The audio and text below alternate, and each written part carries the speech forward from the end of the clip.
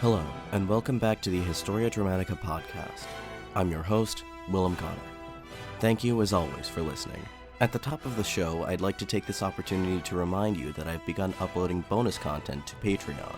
For the price of $5 a month, you can gain access to new posts, as well as the backlog of previous ones.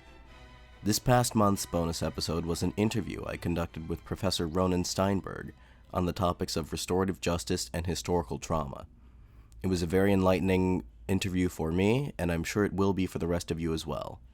If you're interested in supporting the show financially and listening to this extra content, the link to the Patreon page will be in this episode's description. Anyway, with that out of the way, let's begin. In the last episode of our series on the Haitian Revolution, we witnessed the meteoric rise of Toussaint L'Ouverture. Although born a slave, Toussaint was a free man when he decided to join the slave revolt that broke out in northern Saint-Domingue in August 1791.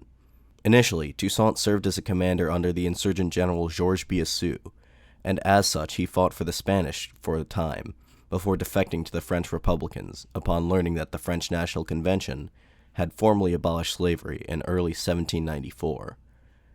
Toussaint turned on his former comrades in arms and defeated them handily, reclaiming the northern province of Saint-Domingue for the French Republic.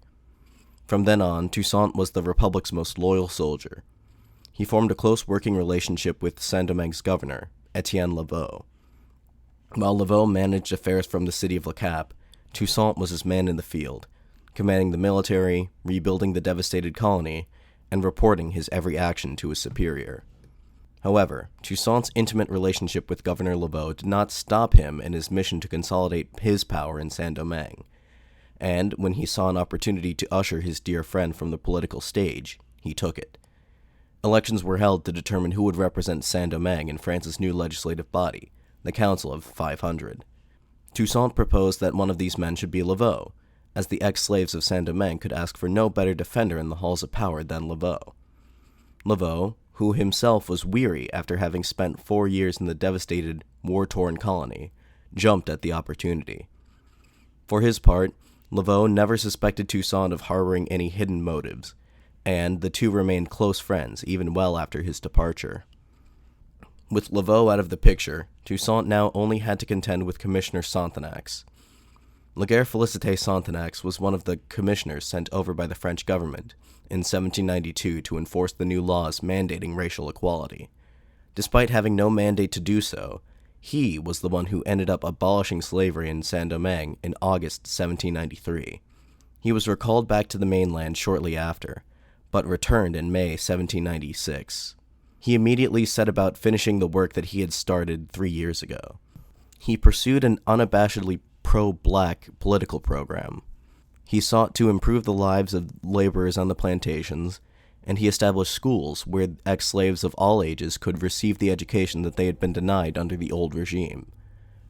All the while, he made a concerted effort to marginalize the white and mixed-race population of the colony. Yet, for all his pro-blackness, Toussaint remained weary of Sonthonax's motives. He suspected, or at least accused, Sonthonax of plotting to declare independence from France, and to massacre the colony's remaining white population in the process. Toussaint most certainly did not want either of these things to happen. He was still fully committed to France, as well as to the idea that all races of Saint-Domingue could live together in peace and prosperity. Fortunately for Toussaint, he had the perfect pretext to remove Sonthonax from the political scene. Sonthonax had been elected as a representative some time ago, but he was so popular in the colony that he had been persuaded to stay. Now, Toussaint insisted that Sonthonax return to France to take his seat in the legislature. Sonthonax made no complaint and scuppered off back to France in August 1797. Whether Sonthonax actually had ambitions to break with France entirely is somewhat immaterial. He would definitely have had cause to believe that such an action would be the best way to preserve liberty, equality, and fraternity in Saint-Domingue. Sonthonax, having been in Metropolitan France since 1794, was very tuned into the political scene, and what he saw there concerned him greatly. Since the overthrow of Maximilien Robespierre and the Jacobins, the politics of the French Republic going increasingly in the direction of conservatism and reaction. The old Massaillac Club, once thought to be defunct, was rearing its head once again. A number of property owners and others with economic interests in Saint-Domingue were swept into power in the elections of May 1797, now once again having a platform from which to make their beliefs heard, and finding a receptive audience in the now royalist-dominated Council of 500.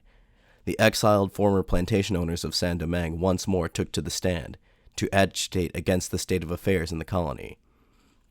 Their most vocal mouthpiece was a man named Vincent-Marie Vianot de Valblanc. Valblanc was an aristocrat through and through, so much so to the point that he was an unabashed royalist, and openly fraternized with such figures as the Comte d'Artois, future King Charles X, and the Comte de Provence, the future King Louis XVIII. He just barely escaped the reign of terror by going on the lam for 3 years. He made his triumphant return to Paris in 1795, after the fall of Robespierre, and was elected to the Council of 500 as a royalist deputy. Valblanc became the leader of a new, unofficial political club of reactionary planters in the Council of 500. The unfortunate Sonthonax was the first victim of his vociferous attacks, but he soon turned his ire to the blacks of Saint-Domingue in general, and Toussaint L'Ouverture in particular. Soon after his election, Valblanc gave a fiery speech, lamenting the state of affairs in Saint-Domingue, and exhorting his fellow deputies to take action to remedy the situation immediately. Quote, Saint-Domingue is in a shocking state of disorder, and under the control of a military government of ignorant and gross Negroes who are incapable of distinguishing liberty from unrestrained license. They have abandoned agriculture. Their cry is that the country belongs to them, and whites are no longer welcome there. The only solution is to force these Negroes to return to the plantations where they lived before the Revolution. Once there, they should be required to sign multi-year contracts keeping them there. The excessives of emancipation must be reined in, and the population of ex-slaves must be coerced into serving as agricultural laborers once again. End quote. Of Toussaint, Valblanc and his compatriots decried him as a dangerous despot, intent on taking full control of the colony for himself. In November of that year, Toussaint issued a rebuttal to his critics in the Council of the 500. In what is described by historian C.L.R. James as a, quote, masterpiece of prose excelled by no other writer of the Revolution, end quote, Toussaint expertly defended himself and his people from the slander leveled against them by Valblanc and the others. I believe this letter merits being read in full. Quote, the impolitic and incendiary discourse of Valblanc has not affected the blacks nearly so much as their certainty of the projects which the proprietors of Saint-Domingue are planning. Insidious declarations should not have the effect in the eyes of wise legislators, who have decreed liberty for all nations. But the attempts on that liberty which the colonists propose are all the more to be feared, because it is with the veil of patriotism that they veil their detestable plans. We know that they seek to impose some of them on you by illusory and specious promises, in order to see renewed in this country its former scenes of horror. Already, perfidious emissaries have stepped in among us to ferment the destructive leaven prepared by the hands of liberticides. But they will not succeed. I swear it by all that liberty holds most sacred. My attachment to France, my knowledge of the blacks, make it my duty to not leave you ignorant of either the crimes which they meditate or the oath that we renew, to bury ourselves under the ruins of a country revived by liberty, rather than to suffer the return of slavery. It is for you, citizen directors, to turn from over our heads the storm which the eternal enemies of liberty are preparing in the shades of silence. It is for you to enlighten the legislature. It is for you to prevent the enemies of the present system from spreading themselves on our unfortunate shores and sully it with new crimes. Do not allow our brothers, our friends, to be sacrificed to men who wish to reign over the ruins of the human species. But no, your wisdom will enable you to avoid the dangerous snares which our common enemies hold out for you. I send with you this letter, a declaration which will acquaint you with the unity that exists between the proprietors of Saint-Domingue who are now in France, those in the United States, and those who serve under the English banner. You will see there a resolution, unequivocal and fully constructed, for the restoration of slavery. You will see there that their determination to succeed has led them to envelop themselves in the mantle of liberty in order to strike it more deadly blows. You will see that they are counting heavily on my complacency in lending myself to their perfidious views, by my fear for my children. It is not astonishing that these men who sacrifice their country to their interests are unable to conceive of how many sacrifices a true love of country can support in a better father than they, since I unhesitatingly base the happiness of my children on that of my country, which they alone wish to destroy. I shall never hesitate between the safety of Saint-Domingue and my personal happiness, but I have nothing to fear. It is to the solicitude of the French government that I have confided in my children. I would tremble with horror if it was into the hands of the colonists that I sent them as hostages. But even if it were so, let them know that in punishing them for the fidelity of their father, they would only add one decree more to their barbarism, without any hope of making me fail in my duty, blind as they are. They cannot see how this odious conduct on their part can become the signal of new disasters and irreparable misfortunes, that far from making them regain what in their eyes liberty has made them lose, do they expose themselves to a total ruin and the colony to its inevitable destruction? Do they think that men who have been able to enjoy the blessing of liberty will calmly see it snatched away? They supported their chains only so long as they did not know of any condition of life more happy than that of slavery.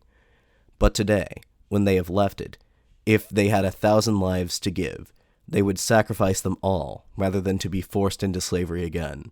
But no, the same hand which has broken our chains will not enslave us anew. France will not revoke her principles. She will not withdraw from us the greatest of her benefits. She will protect us against our enemies. She will not permit her sublime morality to be perverted, those principles which do her the most honor to be destroyed, her most beautiful achievement to be degraded, and her decree of 16 Pluvios, which honors humanity, to be revoked.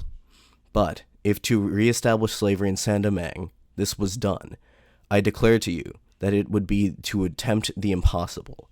We have known how to face dangers to obtain our liberty. We shall know how to brave death to maintain it. This, citizen directors, is the morale of the people of Saint-Domingue.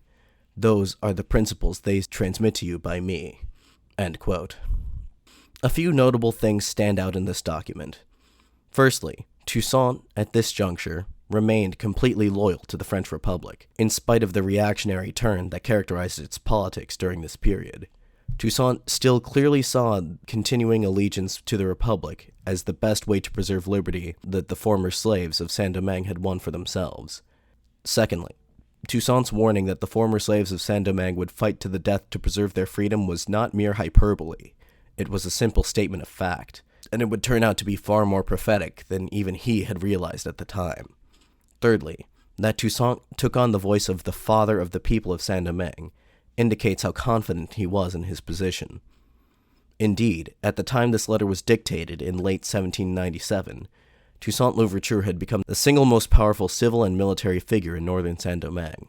However, if he was to realize his goals, two obstacles still stood in his way: the continuing British occupation in the western province, and the rival Republican regime in the southern province, led by the free man of color, André Rigaud. The relationship between Toussaint and André Rigaud was complicated. Rigaud's regime in the south had been operating almost completely independent of Metropolitan authority in the north.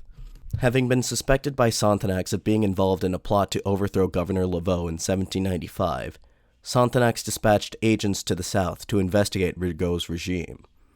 Their unscrupulous conduct led to a large-scale massacre of white inhabitants in Rigaud's capital of Laquais, an event which ultimately resulted in Rigaud officially claiming full authority over the South. Rigaud's regime was characterized by mulatto supremacy. Both whites and blacks were marginalized. While Rigaud had complied with the will of the Republic and abolished slavery in his territories, black plantation workers were subjected to conditions that eerily resembled those of slavery. And while the respective visions of Toussaint and Rigaud differed when it came to what kind of society Saint-Domingue should look like after the Revolution, the two men did not seem to harbor any ill feelings towards one another, at least not at this juncture. Toussaint was uninvolved in Sonthonax's botched investigation, and his deposition and deportation of Sonthonax put him in André Rigaud's good graces, and so Toussaint and Rigaud collaborated with one another to rid Saint-Domingue of their shared enemy, the British. The British had stood much to gain were they able to conquer Saint-Domingue. If they could restart the colony's economy, they had the potential to corner the global market on sugar, coffee, and indigo. They had arrived in Saint-Domingue in September 1793, expecting an easy victory. That they were greeted by the white and mixed-race property owners of the western province as liberators only compounded this belief. In truth, all that awaited them in Saint-Domingue was death. The British encountered many of the same problems that the French had faced in the earliest stage of the slave revolt. They were outmatched tactically and numerically, and, most importantly, disease decimated their ranks. The massive numbers of European troops that poured into the region continually between 1793 and 1798 fueled a massive epidemic of the dreaded yellow fever, a tropical disease to which unacclimatized Europeans had no immunity. Several factors exacerbated the effects of the epidemic.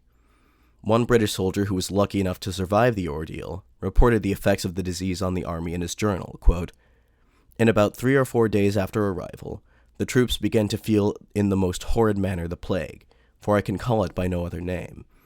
It is impossible for words to express the horror that presented itself at this time. 30 Negroes were constantly employed in digging graves and burying the unhappy wretches that perished, and scarcely could they work the whole day, from sunrise to sunset, again dig enough holes for the dead, although 5 were tumbled into the same grave together. In short, the putridity of the disorder at last rose to such a height that hundreds almost were absolutely drowned in their own blood, bursting from them at every pore. Many died raving mad. On a muster of our regiment made the 20th of March, 1797, not 1 year since we left England, we could not produce 200 men.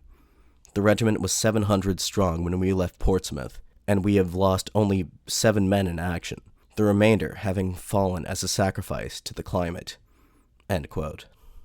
Thanks to these factors, as well as the tenacity of the men fighting under Toussaint and Rigaud, the British invasion quickly stalled out, after having only managed to secure the western province and a few strategic points in the north.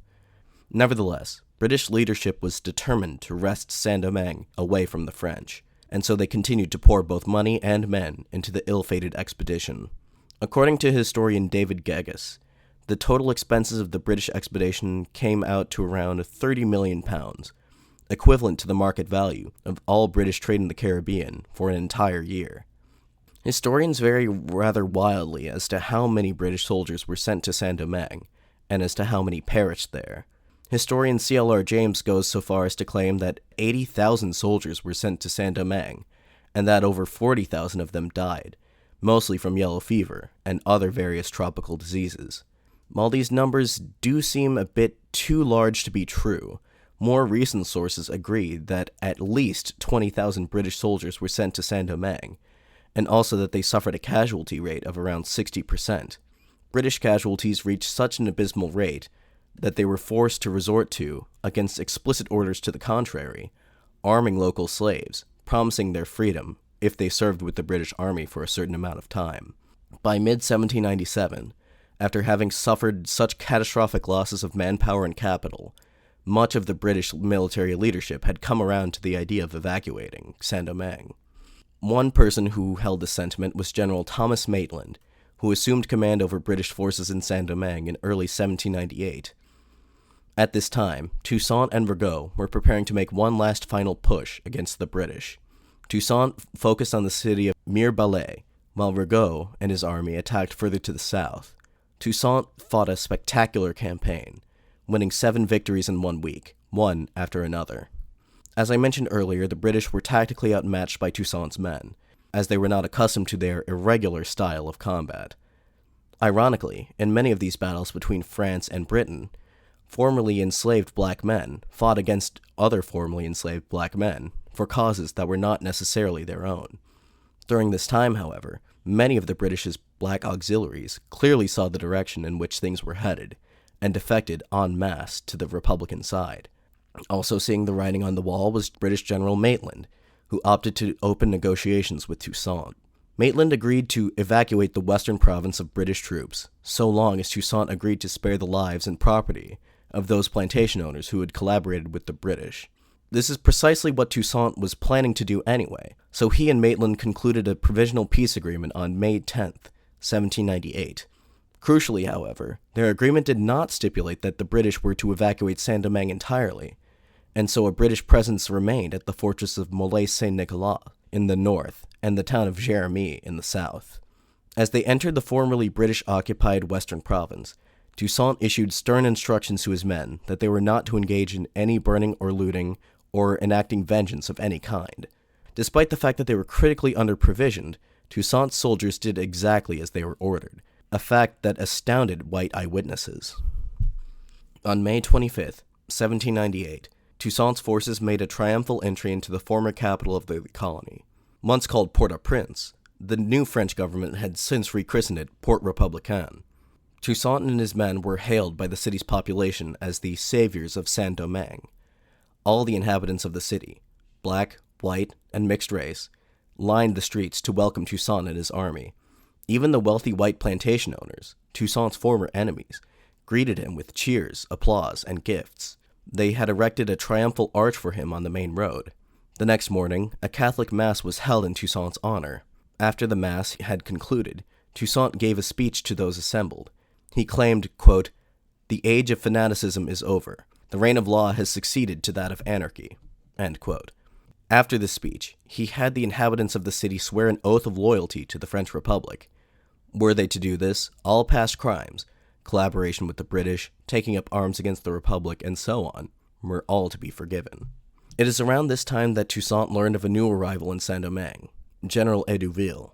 The Metropolitan government in Paris was greatly concerned by Toussaint's expulsion of Commissioner Sonthonax, not because they were particularly fond of Sonthonax personally or his political agenda, but for the fact that Toussaint had just eliminated one of the last vestiges of Metropolitan authority in Saint-Domingue. They sought to reassert Metropolitan control over the colony, which necessarily involved wresting away power from Toussaint and Rigaud. This would be quite the difficult task. Both men were savvy political operators, who had thus far managed to resist previous such attempts by the government. They were far too popular with their respective constituencies for any overt action to be taken against them, and their military prowess and the armies under their command were still needed to fight off the British threat. Needless to say, this was a very sensitive matter that required someone with a deft hand. The man for the job was General Gabriel Marie Theodore Joseph Comte de Hédouville. In spite of his noble background, General Hédouville had first won fame for his role in pacifying the Vendée, a region in western France where a powerful counter-revolutionary movement had risen up. This time, Hédouville was put in quite the unenviable position.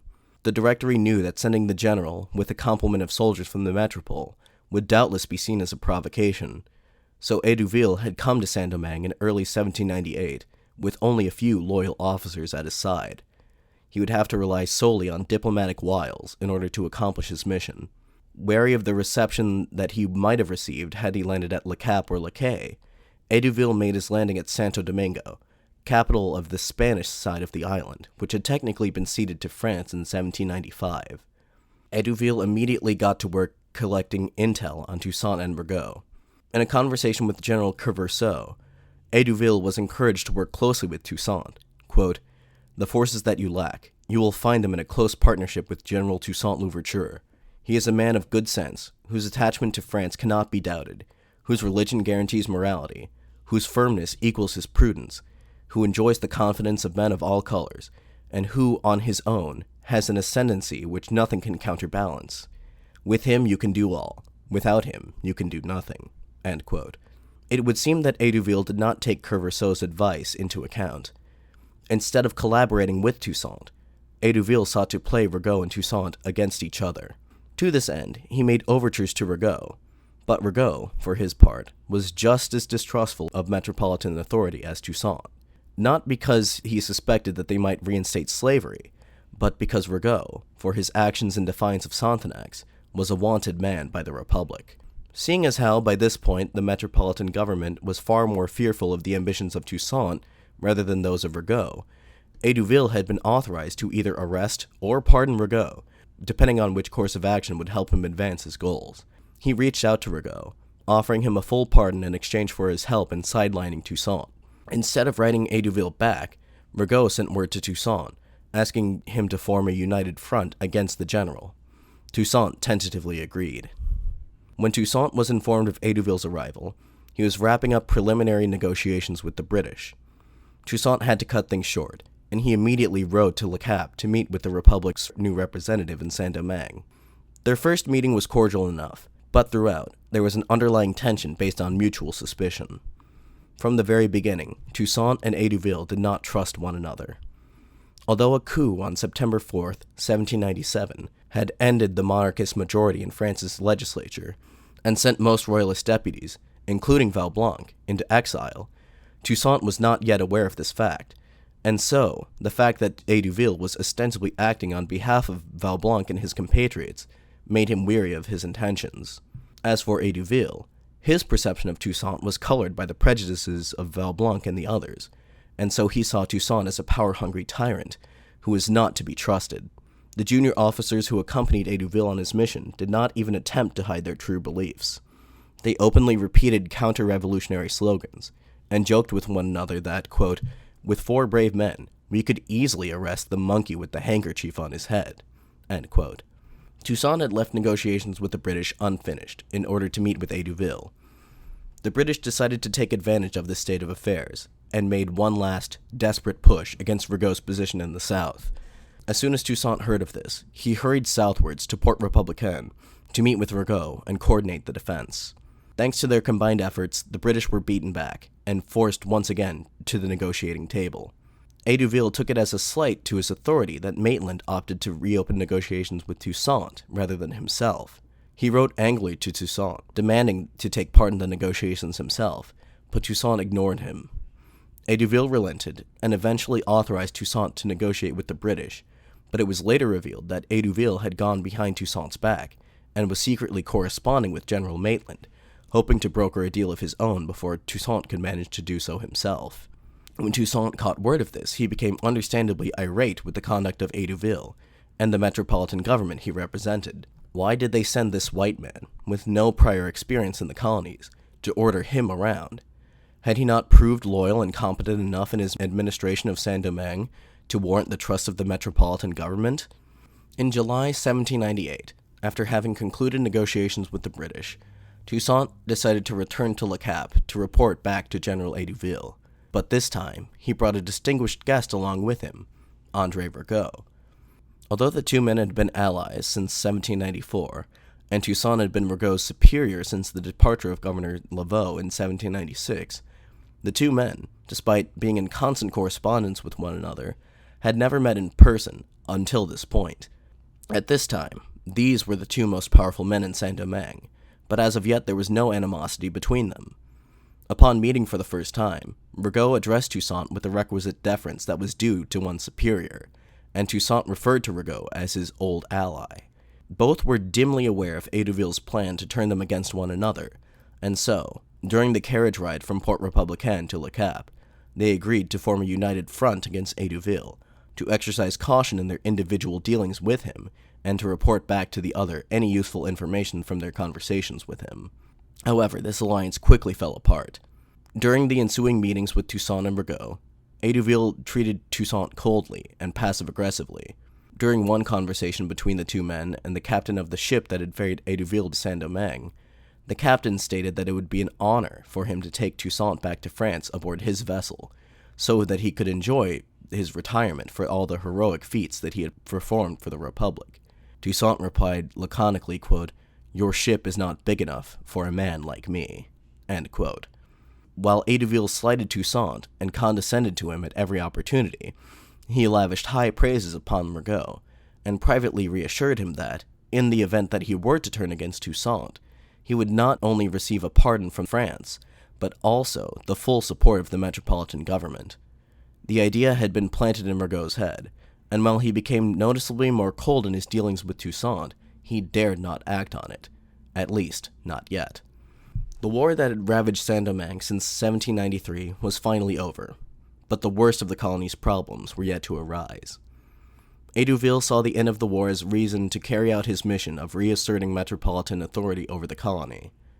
There were three main groups of people that were at issue: the émigrés, the laborers, and the soldiers. To begin with, the émigrés. Toussaint's policy towards the big white planter class has been fairly well documented by this point. Toussaint recognized that, In order to restart the plantation economy, he required the expertise and the capital of the big whites. And so he was rather lenient, perhaps overly so, to these people. Even if they had betrayed the Republic to support or even fight for the British, Toussaint was willing to forgive, or rather to overlook, all past sins so long as they swore an oath of loyalty to the French Republic. Hédouville's policy towards these people was more in line with that of the Metropolitan government, which is to say that no mercy was to be meted out to those who had collaborated with the counter-revolutionary enemy. So, while Toussaint even went so far as to invite former property owners to return from exile in France, Jamaica, the United States, or wherever, Hédouville accused him of treating with the enemies of the Republic. Where policy concerned plantation laborers, Toussaint and Hédouville were more or less in agreement with one another. In a move eerily similar to something that Vaublanc had suggested a year prior, Hédouville mandated that all plantation laborers sign a 3-year contract, binding them to the plantations where they worked. When Sonthonax had attempted something similar, mandating that laborers sign single-year contracts, he had been met with grumblings that the new system was proving to be just as coercive as the old. When word of Hédouville's new, more extreme policy reached the plantations, some complained that they would rather live their entire life in the mountain as maroons, rather than sign contracts that bound them to a single place for 3 years. Indeed, there was an uptick in labor strikes and marronage during this period. Some went so far as to burn the contracts in public. Finally, there was the army. Now that the war had concluded, there was no need to maintain a strong standing army as large as Toussaint's. Hédouville sought to bring the army under his control, and to drastically reduce its size, a series of actions that naturally brought him into conflict with the large and powerful new class of black military officers. The prospect of demobilizing the army was a fraught one. The logical place for all these soldiers, who now had no enemy left to fight, was back to the plantations where they lived and worked before the slave revolt and the war had broken out. But years of experience in the army had not necessarily made the soldiers predisposed to agricultural work. Many of them looked down on plantation laborers, despite the fact that they themselves were in a similar position not too long ago. As one can imagine, the prospect of being demobilized caused dissent in the ranks of the army. Tensions between Toussaint and Hédouville were at a fever pitch. At this juncture, all it would take was one inciting incident to drive the two men into open conflict with one another. This incident took place in July of 1798. Hédouville suspected the men of Fort Liberté, just outside of Le Cap, of treasonous activity. The garrison there was under the command of a man named Moïse. Moïse had been by Toussaint's side since the very early days of the slave revolt. So close was the relationship between the two men that Toussaint actually adopted Moïse as his nephew. Moïse's connection with Toussaint made him one of the most popular commanders in the army. Hédouville suspected Moïse of fomenting dissent at Fort Liberté, and so he sent a detachment of National Guards to relieve Moïse of his command. Tense words were exchanged, and eventually gunshots as well. One of Moïse's brothers was killed in the ensuing firefight, and another was captured. Moïse himself was lucky enough to escape with his life. He began to go from plantation to plantation, inciting the laborers there to rise up against the tyrannical rule of General Hédouville. As soon as Toussaint received word that war was about to break out between General Hédouville and Moïse, he immediately took the side of his adoptive nephew and dispatched a division under General Jean-Jacques Dessalines to arrest Hédouville. Soon, soldiers and armed plantation laborers loyal to Toussaint and Moïse were surrounding Le Cap. Completely outnumbered, Hédouville opted to flee.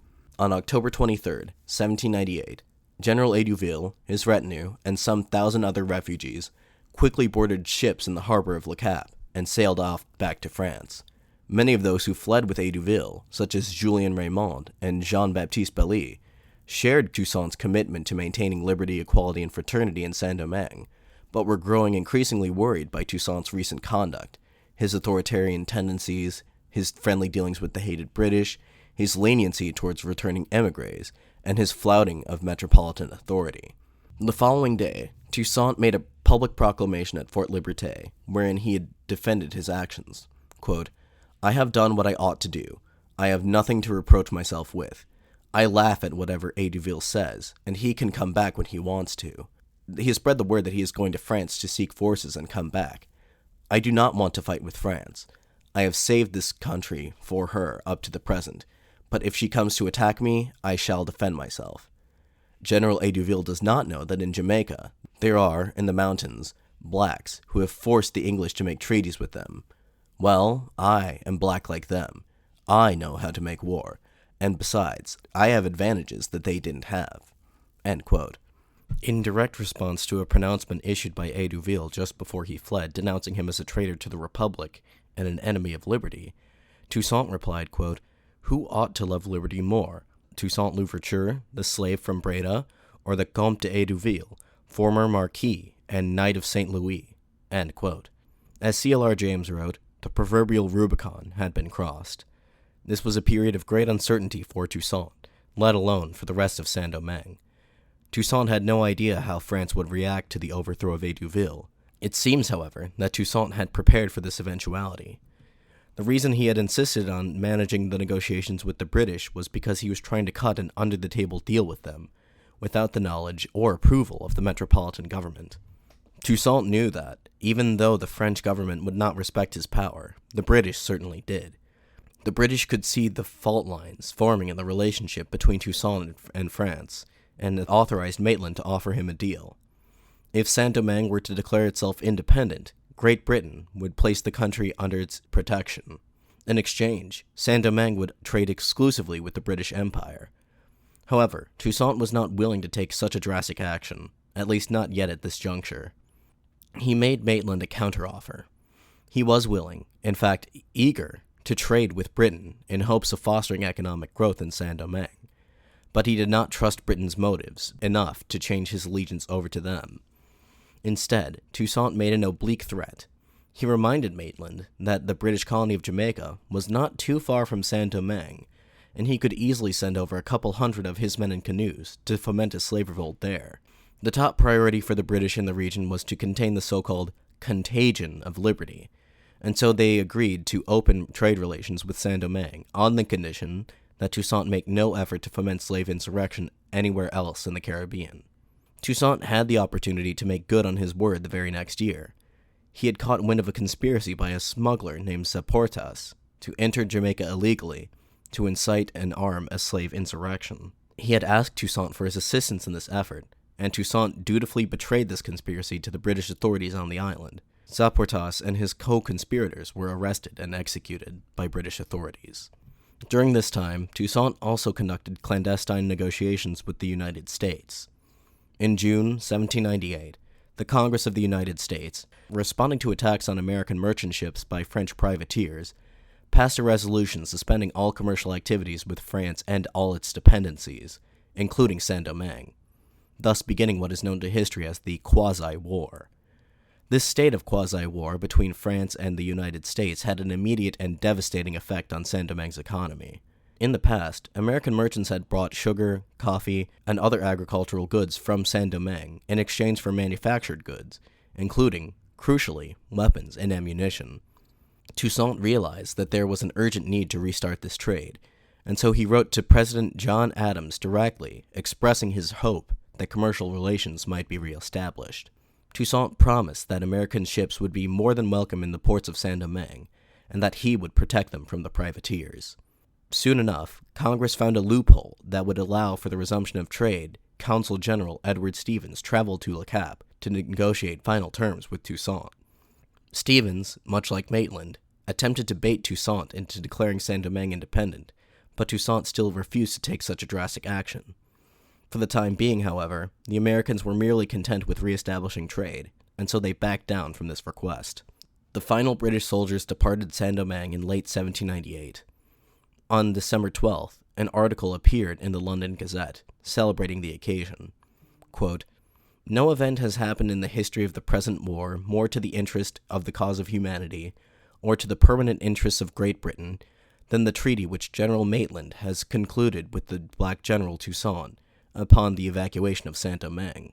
By this treaty, the independence of the most valuable island is in fact recognized, and will be secured against all the efforts which the French can now make to recover it, not merely without the expense to England of fortifications or armies, but with the benefit of securing to us its exclusive commerce. Toussaint L'Ouverture is a Negro, and in the jargon of war he has been called a brigand, but according to all accounts he is a Negro born to vindicate the claims of his species, and to show that the character of men is independent of exterior color. It is a great point gained to the cause of humanity that a Negro domination is in fact constituted and organized in the West Indies, under the command of a Negro chief or king, that the black race whom the Christian world to their infamy have accustomed to degrade. Every liberal Briton will feel proud that this country brought about this happy revolution." End quote. A fascinating document, to be sure. The tone does not betray the fact that some 12,000 or more British soldiers had perished in an attempt to subjugate the very colony and re-enslave its people. Perhaps the author of the article had more ulterior motives, hoping that the Directory would read the article, and thus putting yet another wedge between Toussaint and the Directory, and driving Saint-Domingue closer into the arms of Britain. The truth of the matter was that, at this juncture, Toussaint still had no ambition to declare independence. Although he was negotiating foreign policy for Saint-Domingue completely independent of the authority of the Metropolitan government, and his secret deal with the British, with whom France was still at war, was tantamount to treason, he still publicly retained his allegiance to the French Republic. His vision of Saint-Domingue at this point was one of a more or less autonomous colony within the French colonial empire, one where Saint-Domingue had the right of free trade, political autonomy, and control over its own economic policies. Ironically enough, this vision lines up remarkably closely with the proposals of the Assembly of St. Mark, one of the colonial assemblies founded in the immediate aftermath of the French Revolution. There was one crucial difference, however. While the Assembly of St. Mark sought autonomy to preserve the institution of slavery, Toussaint now sought autonomy to keep the slaves free. Toussaint had dispatched his own agent to travel to France and explain his side of the story to the Directory. He was betting on his man arriving in France before Dubois, but he did not.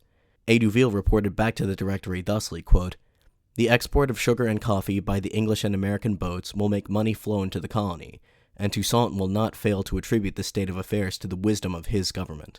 I am no less convinced that sooner or later, this precious island will escape from French domination. I do not take it upon myself to propose the measure you will take to weaken those who dominate it. But if the moment is not yet ripe for vigorous measures, it will perhaps appear to you important to create germs of division between them, to embitter the hate which exists between the mulattoes and the blacks, and to oppose Rigaud to Toussaint.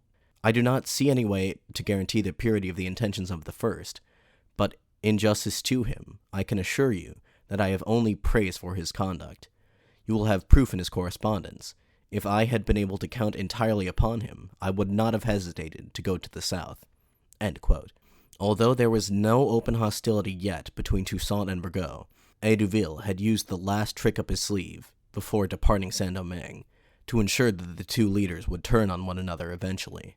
He had written to Rigaud to release him from Toussaint's authority, and to authorize him to take into his possession 2 contested districts that bordered Toussaint's administration. Even though there was no open hostility between the two men, Dubois' actions ensured that a deadly civil war would erupt in Saint-Domingue. His hope, and the hope of the Directory, was that the two belligerents would keep each other occupied for long enough until France could step in and intervene. And that is where I will leave things for now. Will Toussaint and Rigaud fall for the trap that has been set for them by Dubois? And if so, who would emerge victorious from the ensuing conflict? The stage has been set for yet another act of violence and political intrigue in Saint-Domingue, but you'll have to tune in again in 2 weeks' time to find out what happens next. In the meantime, if you have any comments, concerns, criticisms, etc., you can always email me at historiadramaticapod@gmail.com, or alternatively, you can address such things to me via Twitter or Facebook, links to which can be found in the description of this episode. Also in this episode's description will be the link to the show's Patreon page, where, as I mentioned at the top of the show, I will be uploading bonus content at the cost of $5 a month. If you like the show, please consider supporting it financially. Until 2 weeks from now, this has been the Historia Dramatica podcast. Thank you very much for listening. I'm your host, Willem Connor, signing off.